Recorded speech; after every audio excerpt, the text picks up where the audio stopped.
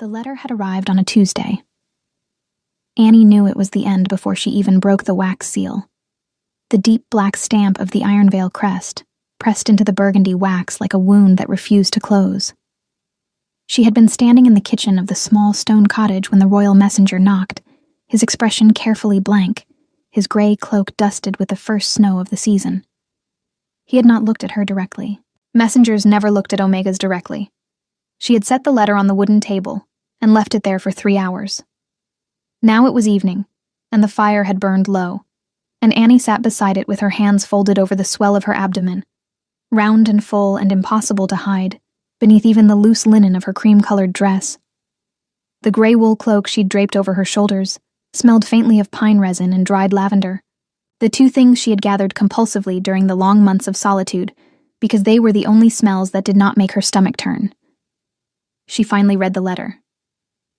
His Majesty, Alpha King Xander of the Iron Vale, hereby notifies his lawful mate of his intention to attend the estate at Veyrath's Edge on the 14th day of the frost month, to formalize the dissolution of their union before the council witnesses. The Omega is expected to sign the documents presented.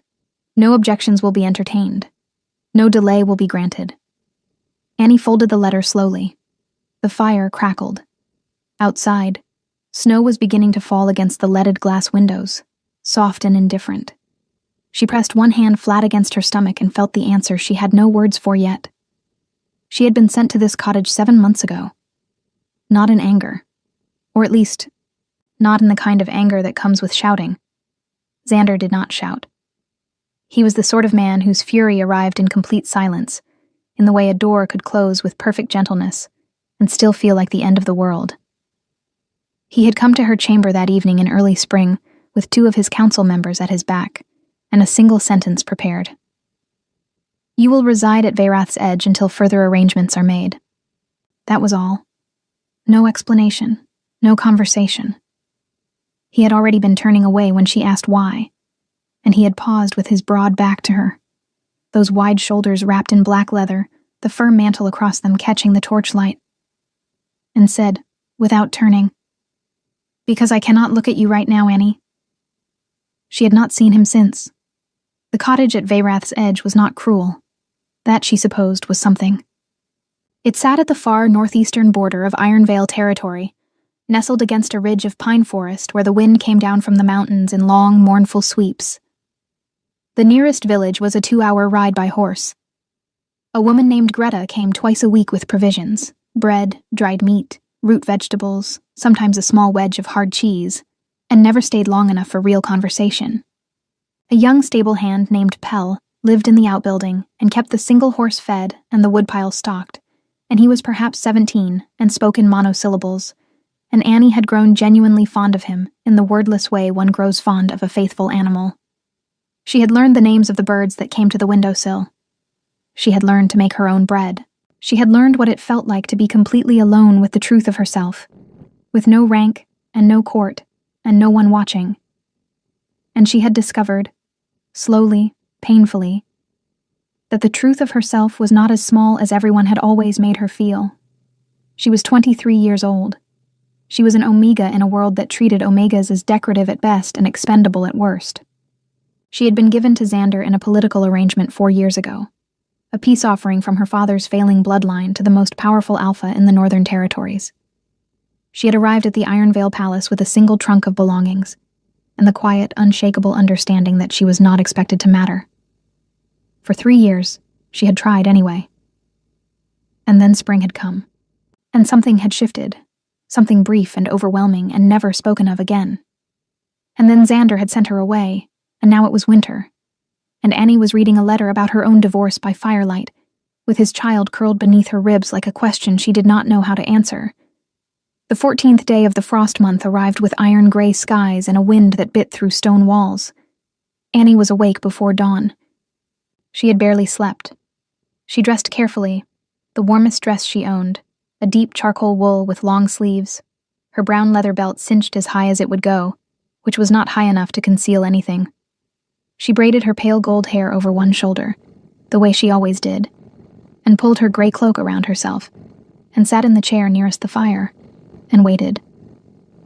She heard the horses before she saw them, 4 riders, then the unmistakable shape of the black carriage behind them, its wheels cutting dark lines through the snow-covered path. The iron veil crest on the carriage door, the black fur pennants. Pell appeared at her door looking wide-eyed and pale. "There's—" he started. "I know," she said quietly. "It's all right, Pell. Go back to the stable." She stood. She pressed both hands flat against the front of her dress, not to hide. It was past hiding. She pressed them there because it steadied her. That warmth, that solid and undeniable reality pressing back. The cottage door opened. Xander came in out of the cold, like the cold itself had taken a shape and decided to walk. He was exactly as she remembered. Larger than memory ever quite managed to preserve. His dark braids pulled back from a face that was all sharp edges and old iron.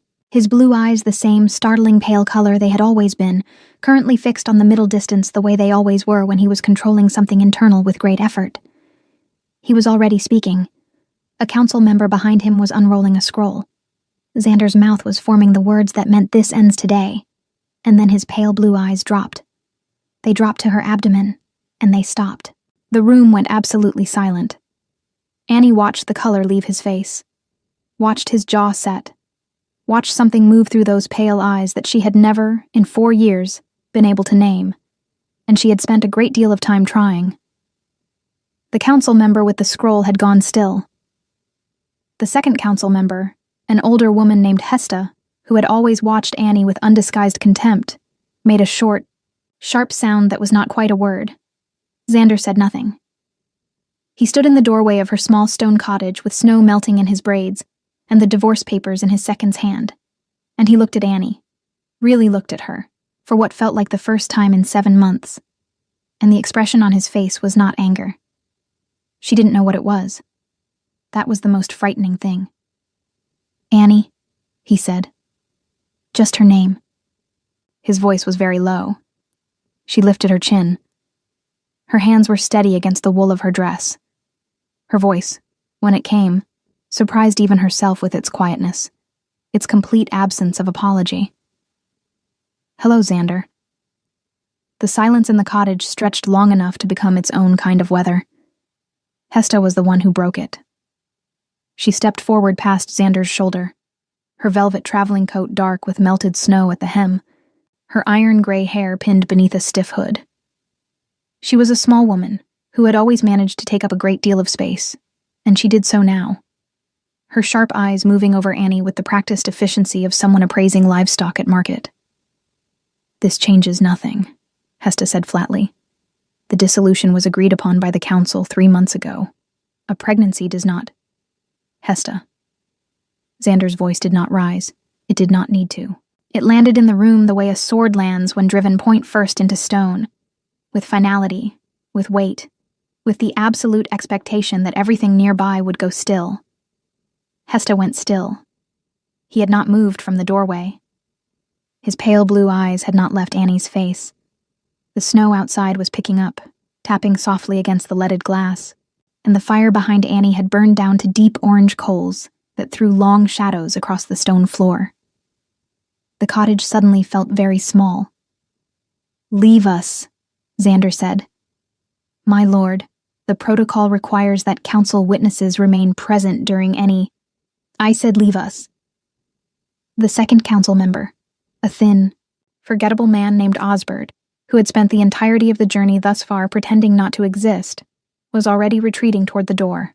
Hesta held her ground for exactly 2 more seconds, which was precisely 2 seconds longer than most people ever managed against Xander, and then she too moved, pulling the door shut behind her with a click that sounded like an accusation. The room held just the 2 of them, and the fire and the snow against the glass, and the impossible fact hanging between them in the air like smoke. Xander finally moved. He did not come closer. He turned slightly, as though looking at the wall were easier than looking at her, and removed his heavy fur mantle from his shoulders and set it over the back of the nearest chair with the automatic precision of a man accustomed to moving through space, carefully, deliberately, always in control of himself. Beneath it, he wore the black leather vest she remembered, cross-strapped with thick brown harness buckles, his leather bracers still damp at the edges from the ride. He looked exhausted. She had not expected that. She had prepared for cold fury, for that particular brand of Xander silence that meant he had already decided everything and was merely waiting for the world to arrange itself accordingly. She had not prepared for the shadows beneath his eyes, or the tension in his jaw that looked less like anger and more like a man who had not slept well in a very long time. "How long?" he said. It was not quite a question. 7 months, Annie said, give or take a few days. Something moved across his face. A calculation, perhaps, or the memory of one. His eyes dropped again to her abdomen, and this time they stayed there for longer, and Annie resisted the urge to cover herself with her hands. She had spent 7 months learning to stop making herself smaller. She would not start again now, not even for him. "You knew," he said, "when you left." "No," she said honestly. "I didn't know until a month after I arrived here." "And you didn't send word. You told me no correspondence." His jaw tightened. "I told you no unnecessary correspondence." "I wasn't certain," Annie said quietly, "that you would consider this necessary." The words landed the way she had not entirely meant them to, not as an attack, but as the plainest possible description of what their marriage had actually been. What she had actually been, inside it. Xander's eyes came back to her face, and something shifted in them, a tightening around the edges that might have been guilt if he were a man capable of wearing guilt openly, which he was not. He looked away. He moved to the window. He stood with his back to her and looked out at the snow covering the pine trees and the path, at the black carriages and the mounted guards, and the whole formal machinery of his authority arranged in her front yard like a siege. "The council will say it can't be verified," he said. His voice was controlled again, back behind the wall. "They'll argue the timing is—" "I know what the council will say," Annie interrupted, and the steadiness in her own voice surprised her again. "I've been sitting here alone for 7 months with nothing to do but think about what the council would say. I'm not asking anything of you, Xander. I want you to understand that. I'm not using this to stop the divorce or to claim anything. I just—" She stopped, pressed her lips together, decided. "I wanted you to know," she finished. "That's all. You deserve to know." He turned from the window. For a long moment he simply looked at her across the small stone room, the low fire between them, the smell of pine and old wood in the air, the snow-muffled silence pressing down over everything. She thought of the first time she had ever seen him, 4 years ago in the great hall of Iron Vale, when she had arrived with her father and her single trunk, and her quiet understanding that she did not matter. He had looked at her then with the same expression he wore now, unreadable, still, like a lake frozen so thoroughly you could not tell how deep it went. She had spent 3 years trying to find out. She had never managed it. "Sit down," he said quietly. Annie blinked. "I'm fine standing." "Annie." There was something different in his voice when he said her name now. Not the cold command of the letter, not the distant formality of the palace. Something rougher at the edges. "Please sit down." She sat. Not because he asked, but because her feet were genuinely tired, and she was 23 and 7 months along, and had been awake since before dawn. She settled into the chair closest to the fire, her cloak falling around her, and watched him pull the other chair away from the table and lower himself into it with the careful movements of a man who had old injuries he refused to acknowledge. He leaned forward, elbows on his knees, his pale eyes on her. "Tell me," he said, "what these 7 months have actually been like." Annie stared at him. Of all the things she had imagined him saying, that had not appeared on the list. "Why?" she asked. "Because I'm asking." "You're asking now," she said, and she kept her voice even. "After 7 months of complete silence, with divorce papers in the carriage outside and 2 council witnesses in the snow. You're asking now." "Yes," he said. Just that. No defense. No explanation. Annie looked at the fire for a moment. She thought about Greta with the bread, and Pell in the woodpile, and the birds on the windowsill, and all the long, quiet nights she had spent learning the shape of her own survival. She thought about what it meant that she could answer him honestly now, without her voice shaking. "It was hard," she said. "And then it was less hard. And then it became something I think I needed, even though I didn't choose it." Xander was quiet. His eyes were on her face, with an intensity that she recognized from those rare, unguarded moments in their marriage. Moments that had never lasted long enough. "I'm not the same person who left that palace," Annie said. "I need you to understand that before anything else happens today." He held her gaze for a long moment. "No," he said at last, and his voice was very quiet. "I can see that." Outside, the snow was thickening. The carriage sat motionless on the path. Inside her chest, something old and braced and carefully armored shifted the smallest fraction. Not opening, not yet, but acknowledging, reluctantly, that the conversation was not going the way either of them had planned.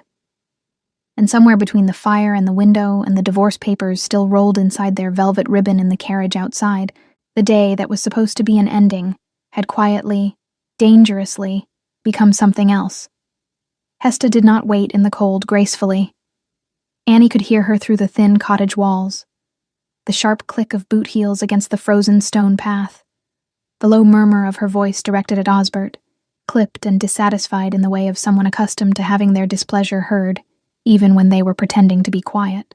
The guards near the carriage had gone still and watchful, their breath rising in pale clouds above their dark helmets, their eyes forward with the disciplined blankness of men paid to see nothing. Inside, Xander had not moved from his chair.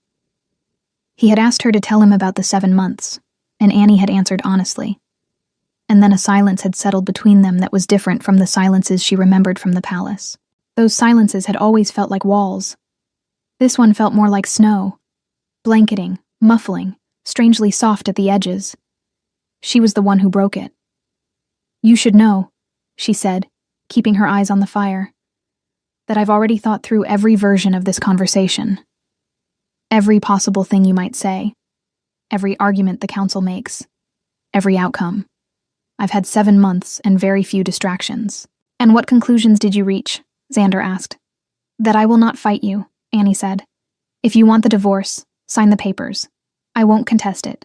I won't use the child to hold you to something you've already decided to leave." She paused. "But I will raise this child, Xander. Here, or somewhere. On my own, if necessary. I am not the same woman who would have quietly accepted whatever arrangement was made for her." He was looking at her directly now. She could feel it even without turning her head. "You never were," he said quietly. "Quiet. You were always—" He stopped, seemed to consider something. "I told myself you were." Annie turned to look at him then, because the sentence was strange enough to deserve it. He was sitting with his elbows still on his knees, his large hands loosely clasped, and the expression on his face was the one she had only ever seen in the very early mornings in their first year of marriage, when she would sometimes find him in the library before the palace woke, unguarded, unperformed, just a man sitting alone with something heavy on his chest. "Why did you send me away?" she asked. She had promised herself she wouldn't. The question came out anyway, low and direct. Not the council version, not the political reason. "Why did you actually send me away?" His jaw tightened. He looked at his hands. "Because something happened that I didn't know how to manage," he said at last. "That's not an answer." "No," he agreed. "It isn't." The fire popped. A log shifted and sent a brief cascade of orange sparks up into the chimney throat. Outside, the wind moved through the pines with a low, continuous sound like a held breath.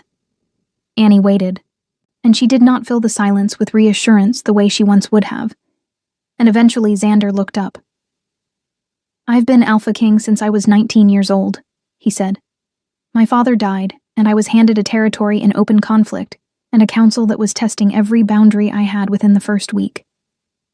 I learned very quickly that the only safe thing was control. Of everything. Of myself most of all." His pale eyes were steady on hers. "You were the one thing in my life that I could not control. Not your loyalty, not your warmth, not the way you—" He stopped again. Something moved in his throat. I didn't know what to do with that, so I told myself it was a liability. Annie was very still, and when that stopped being something I could keep telling myself, he continued, his voice quieter now, I panicked, in the only way I know how to panic, which is to remove the variable. I am not a variable, Annie said softly.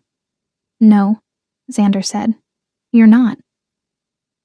The admission sat between them, fragile and enormous. Annie pressed her lips together. She was not going to cry. She had cried enough in the first 2 months at this cottage, alone by this same fire, and she had decided at some point in the 3rd month that she was finished crying over things she hadn't broken. But her chest ached with the particular pain of something true being said too late, and in the wrong place, with lawyers outside in the snow. It doesn't fix anything, she said. I know. Saying it now, like this, it doesn't undo 7 months. I know that too. Then why are you saying it? He held her gaze. Because you asked me for the real answer, and I find I'm... A pause. Waited. Tired of giving you anything else. A knock at the door interrupted whatever might have come next. It was Hesta. She opened the door without waiting for an answer, which was either courage or contempt. With Hesta, it was often impossible to distinguish between the two. The cold came in with her, sharp and immediate, carrying the smell of frost and horse and the faint iron scent of the guard's armor. My lord, she said, her eyes going to Xander with the practiced urgency of a woman delivering news she knew would be unwelcome. We've had a rider from the eastern pass. Lord Fenwick's men were seen crossing the Ashfeld border this morning, armed. The change in Xander was immediate, not dramatic. He did not stand suddenly or reach for a weapon. It was subtler than that, a gathering, a settling of something behind his eyes, the king reassembling over the man the way armor is strapped on piece by piece. How many? He said. 40 riders, perhaps more. The scout wasn't certain. Fenwick, Annie said quietly. Both Xander and Hesta looked at her. Hesta with irritation, Xander with something more careful. You know the name, he said. Everyone at Veyrath's Edge knows the name, Annie said. The village 2 hours south. They've been talking about Fenwick for months. Raids on the outer farms, livestock taken. A granary burned in the autumn. She paused. I assumed you knew. Something flickered in Xander's expression. The briefest compression of his mouth, a telltale sign she had learned to read over years. He hadn't known. Or hadn't known the extent of it. She watched him absorb that quietly, the way he absorbed everything. Inward and without visible reaction. The council had reports, Hesta said stiffly, that were being evaluated. The council had reports, Annie repeated mildly, and the farms were still burning. Hesta's eyes sharpened. You would do well, Omega, to remember that you are not. Hesta.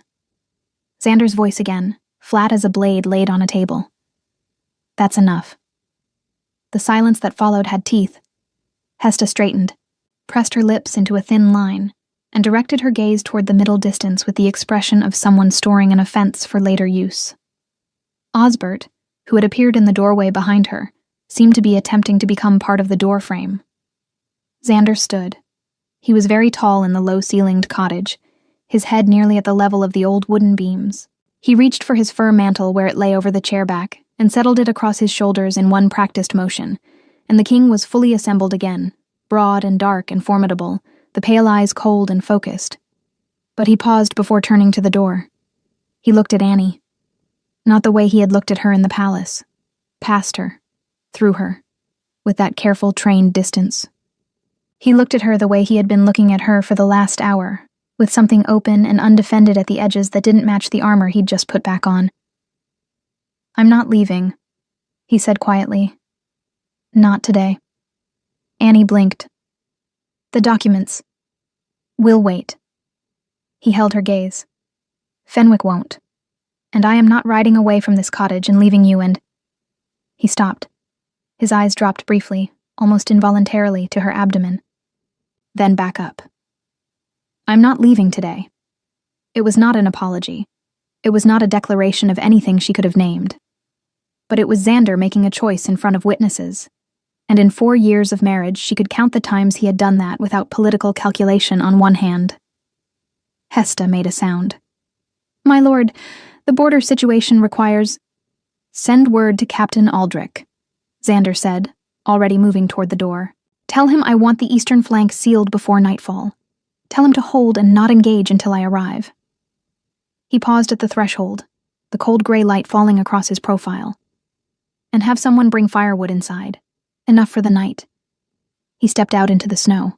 Hesta followed, pulling the door shut behind her with considerably less restraint than before. Annie sat alone by the fire. The cottage was quiet again.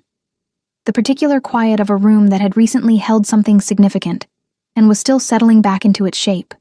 She placed one hand over her stomach and felt the small, insistent movement there that had become the most reliable thing in her world. "I know," she murmured, to no one, to both of them. "I don't know what any of this means either." But outside, through the leaded glass, she could see him standing in the snow giving orders. And for the first time in 7 months, the sight of him did not make her feel like something was ending. It made her feel, with a caution she did not entirely trust, like something was beginning. The night came early, the way it always did in the frost month at Veyrath's edge. By the time the sun dropped behind the pine ridge to the west, the sky had gone the color of a bruise, deep purple at the edges, fading to a cold charcoal gray overhead. And the temperature fell with it, sudden and serious, the kind of cold that found every gap in stone and wood and wool and settled in without apology. Annie had added 3 logs to the fire and moved the iron pot of broth she'd started that morning closer to the heat, and the cottage had filled with the warm, dense smell of root vegetables and dried herbs and wood smoke. Something so fundamentally different from the cold grandeur of the Ironvale Palace that it sometimes felt like proof she had become a different person entirely. Pell had brought the firewood inside as instructed, wide-eyed and moving quickly, clearly overwhelmed by the presence of royal guards in his stable yard, and then disappeared back to the outbuilding with the relieved speed of someone excused from a situation they hadn't asked to be part of. Greta, who had the misfortune of arriving with the week's provisions in the middle of all of it, had taken one look at the Ironvale carriages, and the black-cloaked guards, and the figure of Xander standing in the snow, and had set her basket down inside the door without a single word, and left at a pace that was not quite running. Annie had found herself almost amused by it. Almost. Osbert had retreated to the carriage as soon as darkness began to gather. 2 guards remained at the path's edge, motionless as carved stone. Hesta had stationed herself near the carriage door with a traveling blanket over her shoulders and the rigid posture of a woman who considered discomfort a personal insult. Xander came back inside as the last light died. He brought the cold in with him, and snowmelt in his braids, and the particular focused tension of a man who had spent the last 2 hours giving orders and receiving reports and managing a border situation from a remote cottage with no war table and no maps. He stood just inside the door for a moment, and Annie watched him take in the fire and the pot and the 2 wooden bowls she had set on the table without making any particular decision about it. Just doing it, the way she did most things now, practically and without ceremony. "Aldrich has the eastern flank," he said, pulling his bracers loose and setting them on the side table by the door. "Fenwick won't cross further tonight. The cold will slow his men even if his ambition doesn't slow him." "Will it be a real conflict?" Annie asked. "With Fenwick, it's always real." Xander moved to the fire, held his hands out toward the heat with a weariness he didn't bother to conceal. "He's been testing the eastern borders for 2 years. Small provocations, each one just below the threshold that would justify a full response. He's patient, for a man with his particular appetites. What does he want? What all of them want?" Xander's voice was dry. Territory, legitimacy, to be the man who finally found the crack in Ironvale's foundation. A pause. "He believes the council instability around our situation has created an opening." Annie absorbed this quietly. She reached for the ladle and stirred the broth, watching the pale rounds of parsnip turn slowly in the steam. "So our divorce is a military vulnerability. According to Fenwick's scouts, apparently." And according to your counsel. Xander was quiet for a moment. He pulled the second chair back from the table and sat. The same chair he'd occupied that morning, as though he'd established some claim to it without meaning to. Hesta believes the dissolution should proceed regardless, that showing Fenwick a unified front is impossible at this point, and the cleaner move is to finalize the separation and present me as available to a politically strategic alternative. The word available landed in the room with a particular kind of weight. Annie kept her eyes on the broth. And what do you believe?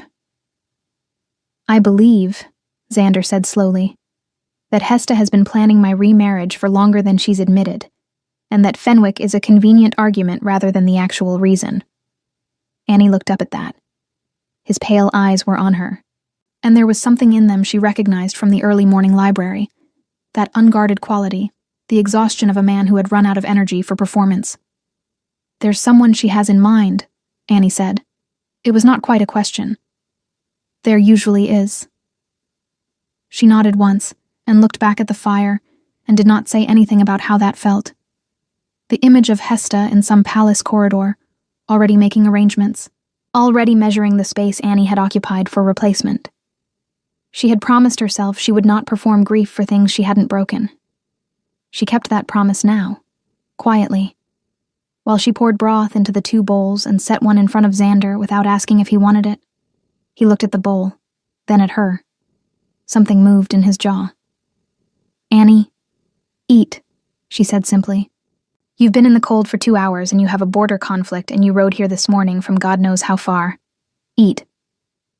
A long pause, then quietly. From the capital. I rode from the capital. She sat down across from him. That's 2 days' ride. Yes. You came yourself. She looked at him steadily. You could have sent a representative for the signing. I could have. Why didn't you? He picked up the wooden spoon, turned it once in his hands, set it back down. Because some things should not be done by representative, he said.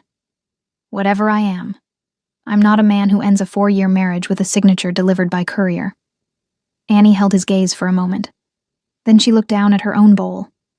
That's the most honorable thing you've said to me in a very long time. I have not been, he said carefully, particularly honorable, toward you, in a very long time. The fire moved. The wind pressed against the glass. Between them, the broth steamed gently in the wooden bowls, and the homely smell of it, so completely ordinary, so utterly unlike anything that had ever existed in the Ironvale Palace, seemed to be the only honest thing in the room. They ate in silence, but it was a different silence than before. It had texture to it, and weight, and underneath it the slow movement of something shifting. It was Pell who found the tracks. He came to the cottage door just after the 8th hour bell from the distant village carried faintly on the wind, a sound Annie had learned to count without thinking, and he knocked twice in the rapid way that meant something was wrong. She opened the door to find him breathless, his young face white in the torchlight, snow on his boot tops from where he'd come through the deeper drifts near the tree line. Tracks in the east wood, he said. Not animal. Boot prints. 4, maybe 5 sets, coming from the direction of the high road. Xander was behind Annie before she had finished processing the words. He had moved from the table to the door with a speed that was slightly wrong for a human body, smooth and immediate and predatory, in the way that reminded her, sharply, that he was not merely a man. The alpha beneath the king was always present. It simply waited. How fresh, he said. An hour, maybe less, Pell said, his voice catching slightly under the force of Xander's attention. The snow hadn't filled them yet. Xander turned back inside, and Annie stepped out of his path automatically, and he crossed to the side table and picked up his bracers and began fastening them with swift, practiced movements. Wake the guards, he said to Pell, and stay in the stable. Lock the door and do not open it for anyone whose voice you don't know. Pell nodded and disappeared at a run. Annie watched Xander pull his fur mantle back on. The shift in him was complete now. No trace of the man at the table with the wooden spoon, just the Alpha King, settled fully back into his authority, reading the situation with cold clarity.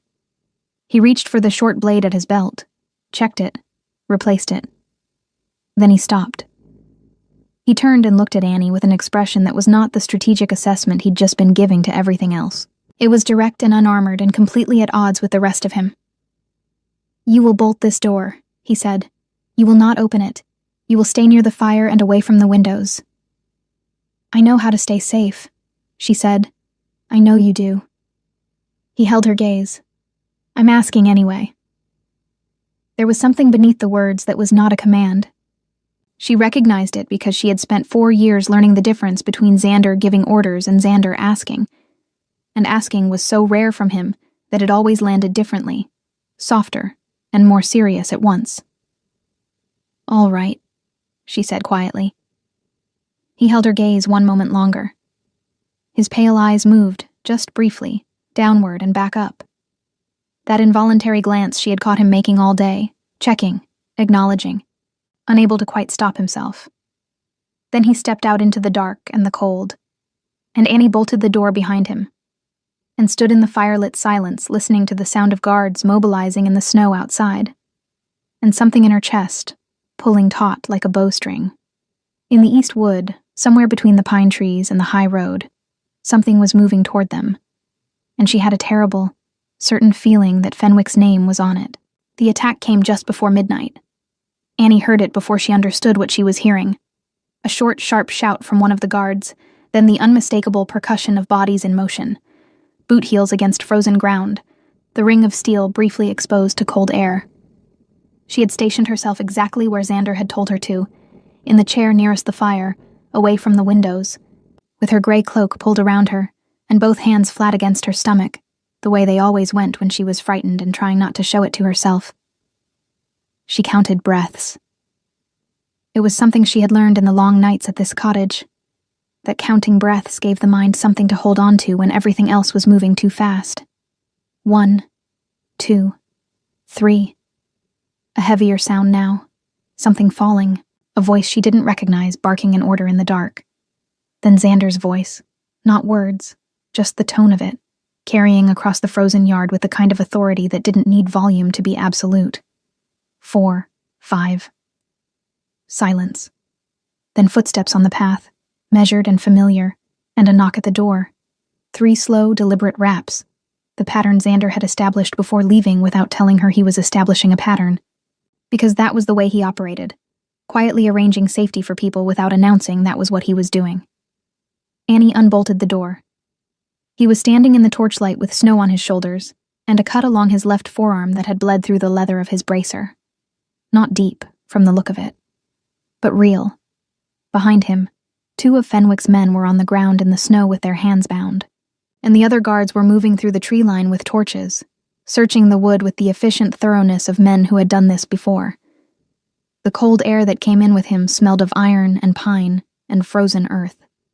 His eyes went to her immediately, straight to her face, then down, then back up.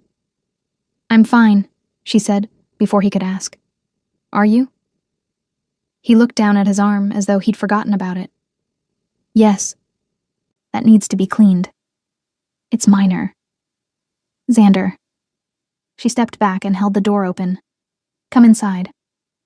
She cleaned the cut at the table while he sat still and let her, which was itself remarkable. She used the clean linen she'd torn from an old underdress and the small jar of pine resin salve that Greta had brought weeks ago, and she worked carefully and without fuss, while he sat with his arm extended, and his eyes on the side of her face with that unguarded quality that the long night seemed to have stripped him down to permanently. "There were 5 of them," he said. "Fenwick's scouts. They weren't here by accident. They knew you were here. They knew I'd come here today." A pause. "Which means someone in my own council sent word ahead." Annie's hand stilled for just a moment on the linen. Then she continued working. "Hesta," she said softly. Xander was quiet. "I'm not accusing," Annie said carefully. She is the one who benefits most from the dissolution moving forward. And from you being..." She stopped, started again. "If something had happened to you tonight, here, at this cottage, the narrative would have written itself. The unstable border, the inconvenient Omega. the king who made himself vulnerable by riding out personally to handle his own domestic situation. She tied the linen bandage and sat back. It would have been very clean, she finished. Xander looked at his wrapped arm for a long moment. The fire was low and golden, and the cottage was very quiet. The sounds of the guards outside reduced now to distant murmurs. His jaw was set in the way that meant he had already reached the same conclusion, and did not enjoy having it confirmed. She came to me in the autumn, he said. After you'd been here 3 months. She told me the council was losing confidence in the stability of my rule. That an unmated alpha king with an omega sequestered at a border estate was a liability. A symbol of disorder. His voice was flat. She told me the dissolution would strengthen my position, that a new alliance through remarriage would close the vulnerabilities Fenwick was circling. And you believed her, Annie said. Not an accusation, just true. I wanted to believe her, he said. It was easier than the alternative. What was the alternative? He looked at her then, and the answer was on his face so plainly that the words were almost unnecessary. Coming here, he said, sooner, without the papers. Hesta was brought inside an hour later. Not in chains, Xander was not a man who humiliated people publicly when a private confrontation would serve better, but with 2 guards at her back and the absolute understanding that this was not a request. She came in with her chin high and her iron-gray composure intact, and she looked around the cottage with the expression of someone refusing to acknowledge that the terrain had shifted beneath them. My lord, she began. The scouts knew my route, Xander said. He was standing near the fire, arms crossed, and the king was fully present now. Not cold exactly, but precise, the way a blade is precise. They knew the timing. They knew I would be here, and largely unguarded because I'd ridden with a small escort to avoid drawing attention to a private matter. He paused. Only the council knew those details. Hesta's composure held. It was genuinely impressive. My lord, the suggestion that I would... I'm not suggesting, Xander said. I'm telling you what I know, and giving you the opportunity to decide how you'd like the rest of this evening to proceed. A long silence. The fire moved. The wind pressed at the glass. And then, in the way of someone who has calculated and found the calculation failing, Hesta's composure shifted. Not collapsed, but adjusted, reorganized into something colder and more honest. You were destroying yourself, she said. Slowly, stubbornly, over a woman who cannot give Ironvale what it needs. An omega with no political bloodline, no alliances, no leverage. A king unmated in the eyes of the council while his enemies grew bolder. I did what needed doing. You decided what needed doing, Xander said, without my knowledge or consent, and men came to this cottage tonight to kill me. To frighten you, Hesta said sharply, to move you faster toward... Enough. The word dropped into the room like a stone into still water, and the ripples of it silenced everything. Hesta closed her mouth. The guards behind her were perfectly still. You will return to the capital under guard, Xander said. You will be held pending a full council inquiry. You will not speak to Osbert or anyone else in this escort before you arrive. He held her gaze. And you will understand that the only reason you are not in chains right now is 30 years of service that I am choosing, at considerable effort, to remember. Hesta looked at him for a long moment. Then she looked at Annie. And for the first time in 4 years, the contempt in her expression was absent, replaced by something that might have been, in another woman, in another moment, the beginning of understanding.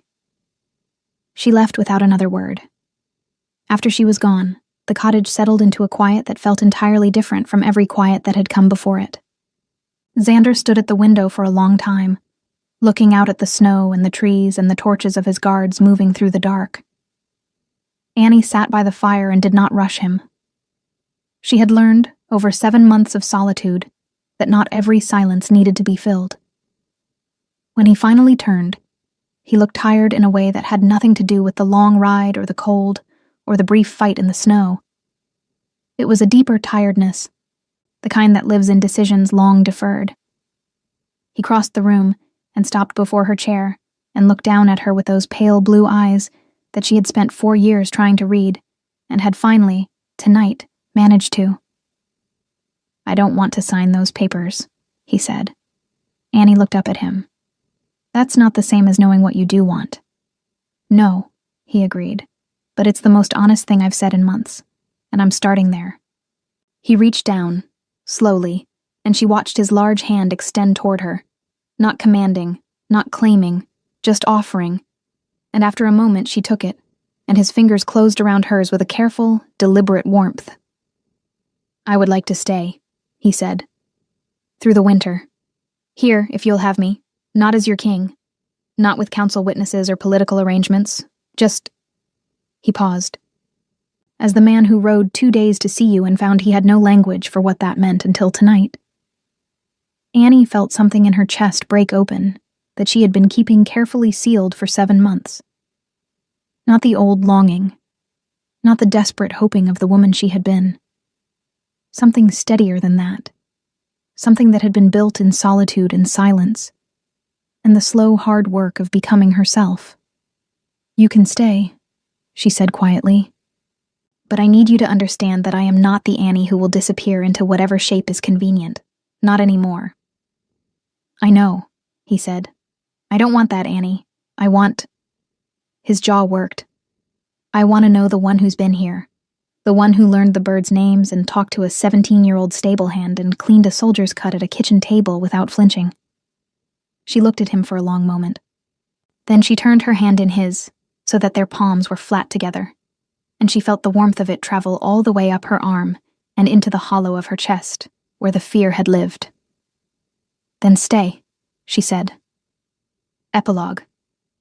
Spring came to Veyrath's edge the way it always did, gradually, then suddenly, the snow retreating up the hillsides as though reluctantly admitting defeat. The pine forest releasing a green smell so intense it was almost physical. The cottage that had been a place of exile became something else entirely. It became, without anyone making a formal declaration about it, a home. Xander had sent for documents, not divorce papers, but different ones. He restructured the Eastern Council, installing a younger man named Kale in the seat Hesta had occupied for 3 decades. Hesta herself was tried quietly and sentenced to a decade of enforced retirement on her family's distant estate, stripped of her council authority, but spared the harsher judgment that her actions might have warranted. Xander was not a merciful king by nature, but he was a precise one, and precision sometimes looked like mercy. Osbert, largely blameless and largely spineless, was reassigned to a provincial record-keeping post that suited him completely. Lord Fenwick, deprived of his inside intelligence and finding Ironvale's eastern border sealed and reinforced under Captain Aldrich's immovable authority, retreated to his own territory and spent the next several years making noise that amounted to nothing. He would never find the crack in Ironvale's foundation, because the crack he had been counting on had quietly been filled. In the middle of a warm spring night, with the window cracked to let in the pine-scented air, and Xander's hand in hers, Annie brought their daughter into the world. The child arrived loud and insistent, and entirely certain of her own importance, which Xander said was a quality he recognized, and Annie laughed. A real laugh, open and unguarded, and the sound of it filled the cottage and went out through the open window and scattered into the spring dark. They named her Wren, after the small brown bird that had come to Annie's windowsill every morning for 7 months without fail, regardless of the cold. Pell, who had been awake in the stable all night pretending he wasn't waiting, cried a little when he was told, and denied it, and brought an extra bundle of firewood that nobody needed.